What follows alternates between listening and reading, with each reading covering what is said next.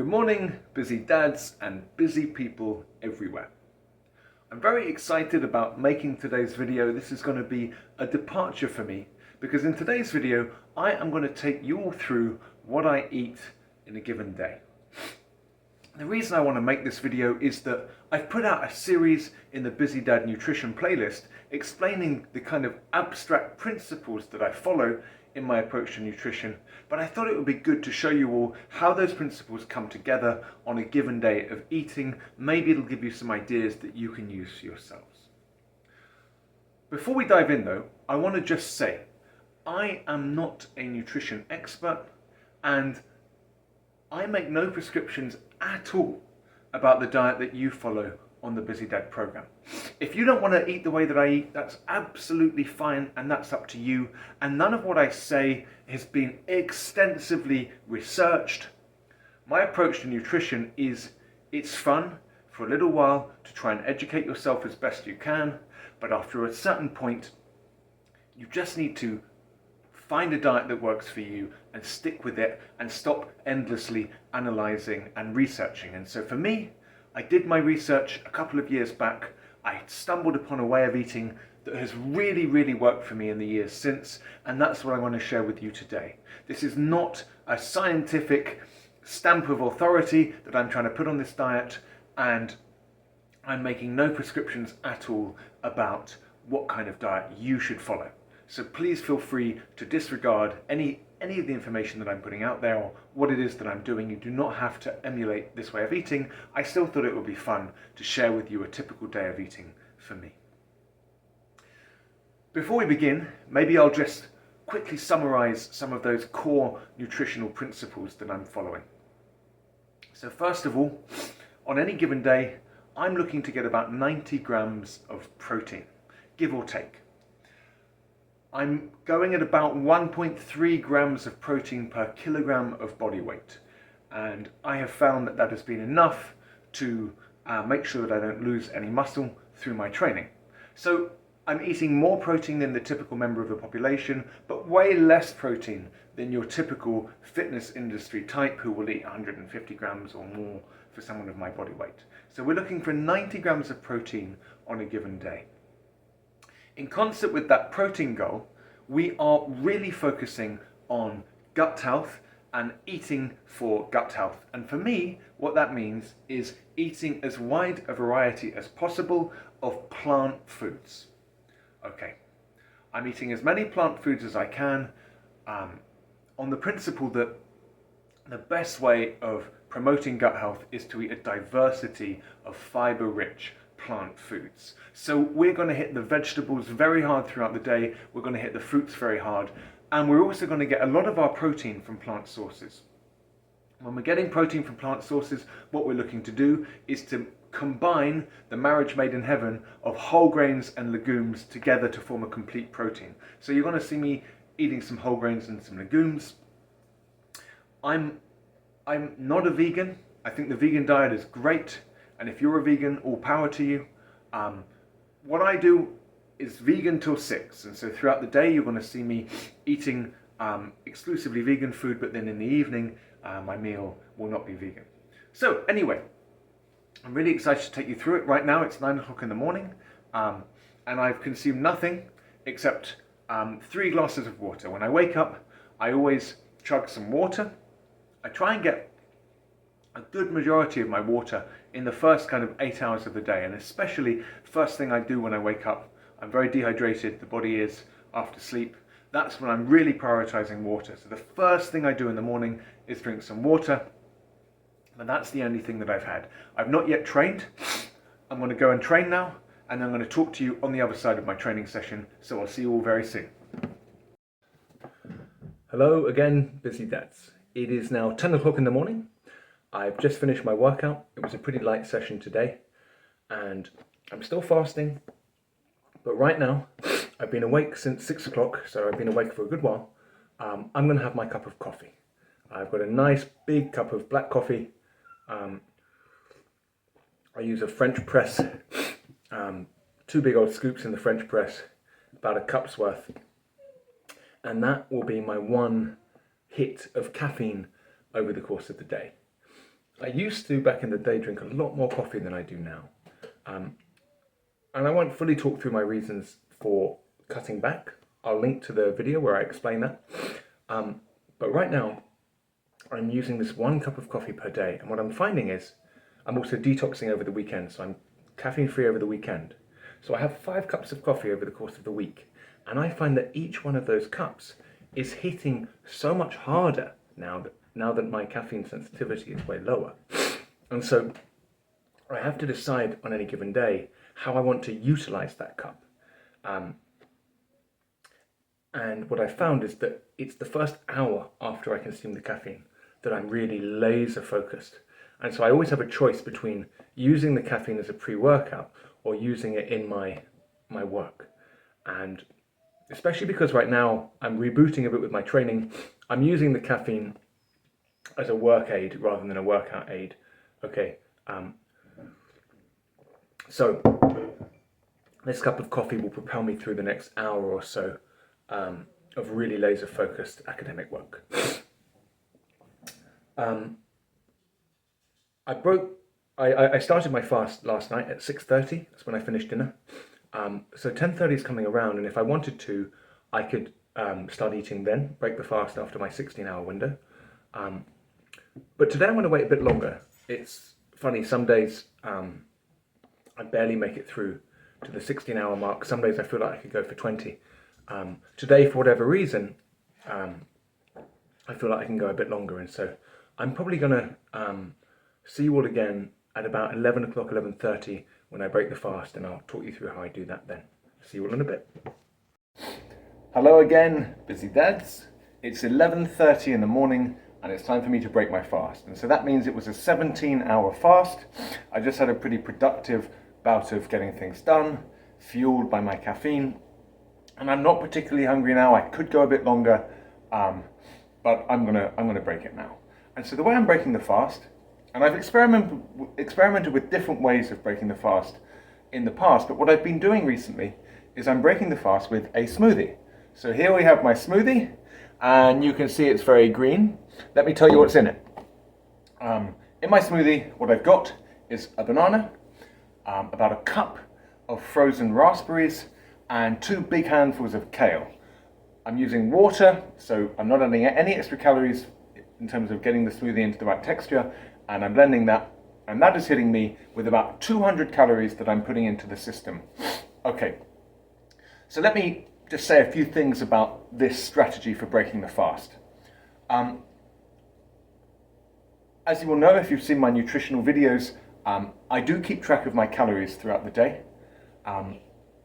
And I found that really is a very, very effective way of staying in the kind of shape that I want to be in year round. I have a good sense of what my maintenance calories are, and I'm working within a framework that I've created around that. So for me, 2,500 calories is maintenance. If I eat that much year round, I won't lose any weight, and I won't pick up any weight either. What I try to do is exist within a small range, somewhere between 2,300 and 2,500. Okay. The reason I'm doing that right now is that I picked up a bit of extra weight over the summer, and I want to just very slowly shave off that extra weight. And so 3 or 4 days out of 7, I'm more towards the 2,300 end than the 2,500 end. Okay, so some days I'm shaving about 10% off my maintenance calories, other days I'm hitting the maintenance calories.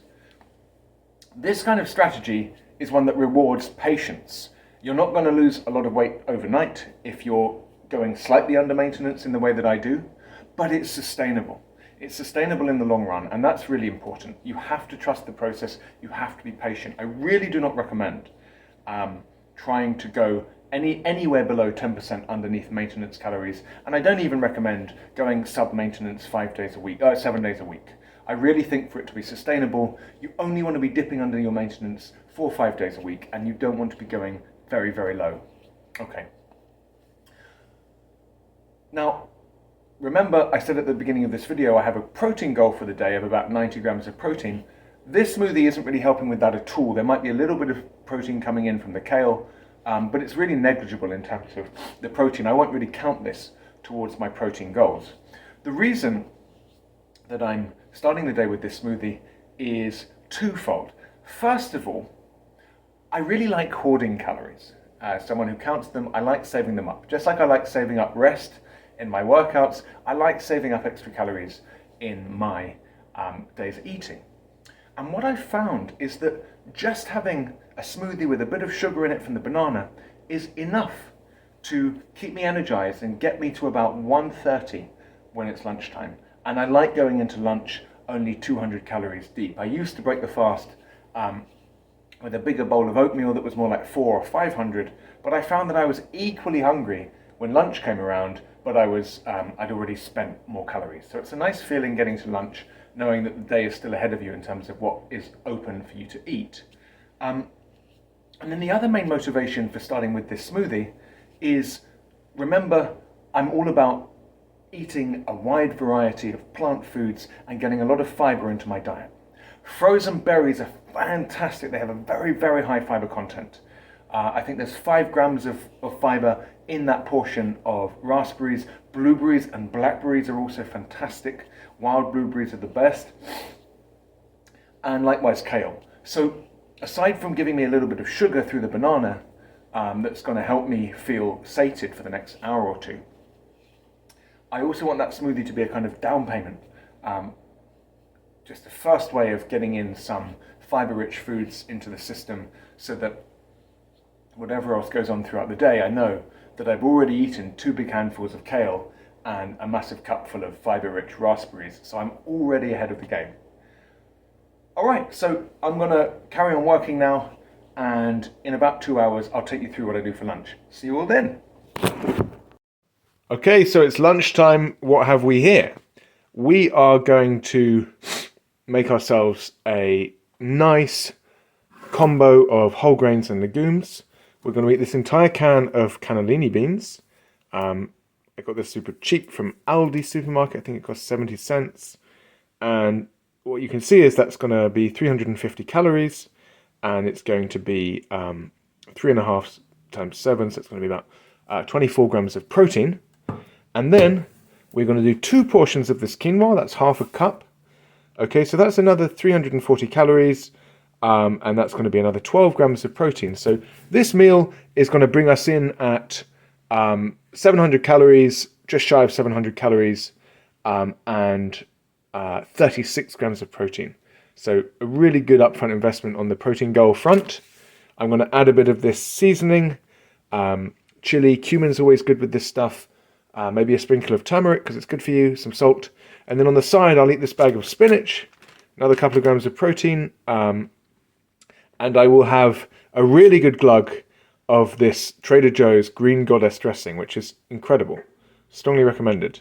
And this whole meal will be, it'll give me a change of 800 calories. It'll be just shy of 800 calories.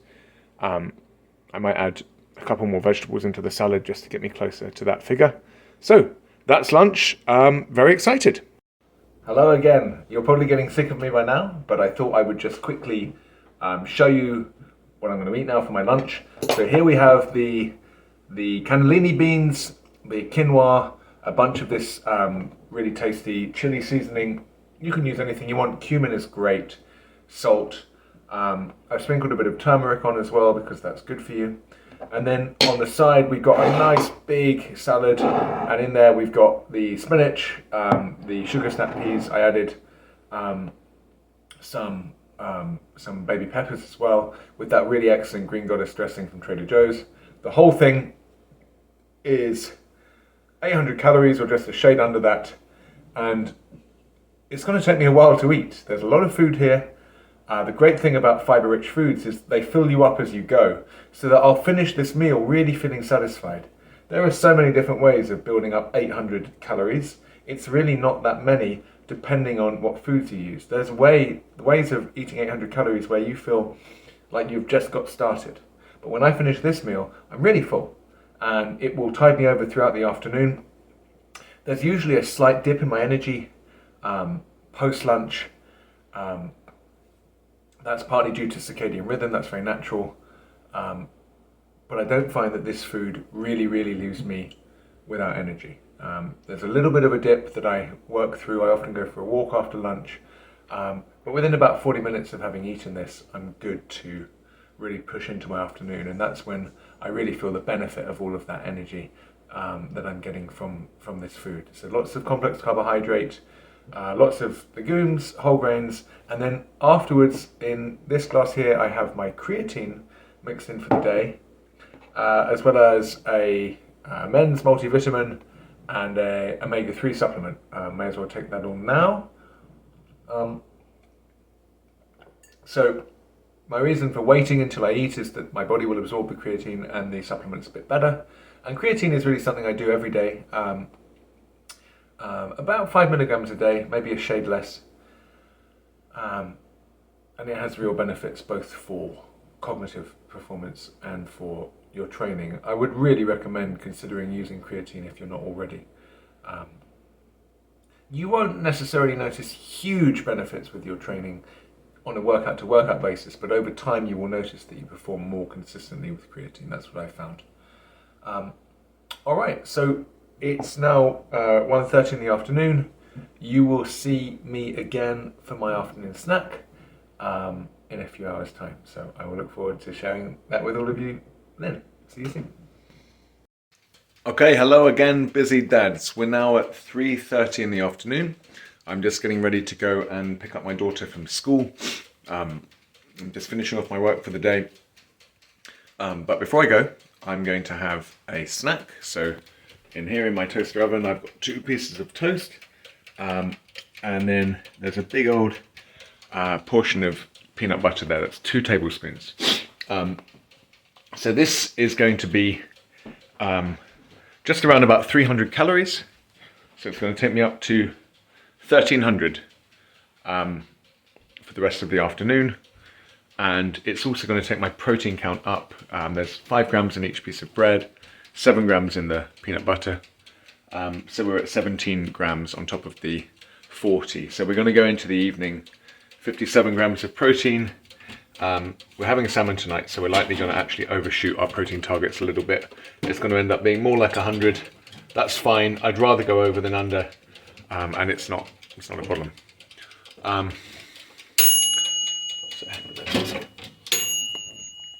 I really like going into the evening with 1,000 calories saved up so that I can relax over dinner and not be worrying. Not look at the portions too closely. I'm hanging out with my daughter and my wife. I don't want to be running around portioning things out. I've got a good sense of roughly what we're going to land on. I might end up 50 calories over, I might end up 50 calories under. But yeah, this is the last snack now before dinner. So a couple more hours after this where I'll just need to send my attention away from food. I think when you do anything that feels restrictive, even if what you're eating in terms of the calorie content is enough for you, psychologically it's very easy to start feeling claustrophobic and like you want more, even though your body isn't necessarily hungry. And that's definitely something that's happened to me before. My advice, if that's happening to you, is just really make it a point of pride to send your attention away from your stomach towards the things that matter around you. I will really make a point now over the next couple of hours of having really happy quality time with my daughter, and before I know it, it will be time to get dinner ready. Don't obsess once you have reached the baseline that you need to reach. Just move on, send your attention away from food, and you can be very calm knowing that when the time comes to eat, there will be food. So last snack for me before I head out to pick up my daughter, and then I've got dinner probably around about 6 o'clock tonight, so that I'll be in a position again to start my fast at around 6:30. See you all then. Okay, so we have our chef over here. She's prepping the salmon. So Elena and her daddy are going to have salmon for dinner. And along with the salmon, we've just got some easy boil in the bag microwave brown rice. And then we're going to have a big helping of edamames, because they're our favourite. And some soy sauce. And that will be dinner, won't it, darling? Yeah, I wish Mummy could have dinner. She would have loved it. Oh, she would have done, wouldn't she? Well, she's travelling. She'll be back soon, my love. Okay, busy dad. So there you have it. That final meal came in at about 800 calories. I had a pear afterwards, and now I'm done. Between the edamame and the brown rice and the salmon, that was a pretty high protein meal, about 50 grams of protein there. So for today, I overshot my protein targets by a little bit. As I said earlier on, I'm really not bothered by that. That's not something I do very often, but it's not a big issue. The fast has begun now. For me, post-dinner, drawing the line that says eating is done, that tends to be pretty easy. That's something I'm quite habituated to now. As long as I've eaten enough food, it's not an issue to go into the fast. And usually, it's not an issue the next morning to stay in the fast until it's time to break it. I find that the most tranquil period for me, in terms of my relationship with food, is the fasted period. It's once I break the fast, and it's in that 8-hour eating window, that I need some self-discipline. Many times earlier when I was learning to fast, I would just eat too much when I broke the fast, and eat in this kind of frenzied way rather than in a calm, respectful way that appreciates the food. And I also found when I started monitoring my calories that rather than listening to how full I would constantly be thinking in terms of my calorie budget, and I would have this feeling of claustrophobia as I could feel myself getting to the point where I had no calories left for the day, and I would convince myself that I really wanted to eat more food, but I wasn't restricting myself. In terms of physiologically speaking, the amount of food I was putting into my body, it was enough, but I wasn't able to pick up on those cues from my body, because I was obsessing over this feeling of being hemmed in by the calorie target. And it's very important to escape that mindset if you want the calorie counting to work for you, rather than making you feel like you're in some kind of prison. So just try to eat slowly, with a feeling of gratitude, and wait, and you will feel full if you're eating enough food. It's just a good way of making sure that you don't eat too much food, and so it's a good way of staying trim year round. The last thing I'll say, my friends, is that the day I've shown you today was a pretty standard Monday to Friday weekday for me. I wish I could say that I ate like this year round, and the longer I do eat like this, the more days I chain together eating in this way, the better I feel, the better I perform, the happier I am. But you should be very forgiving with yourself if you don't eat like this every day. For me, most weekends, probably really 2 weekends out of 3, I'm probably on at least one of those 2 days going over the calories and eating the kinds of foods that I wouldn't usually. That's fine. It's just very, very beneficial if you can at least get a Monday to Friday virtue structure in your life. That's what's really worked for me. Just a routine from Monday to Friday that's really easy to stick to. Alright, my friends, it was fun having all of you around over the course of this day. I hope that you've taken some inspiration from this video. Maybe it's given you some insights about that you can apply in your own lives. So I'll see you all again very soon. That's all from me. Good night.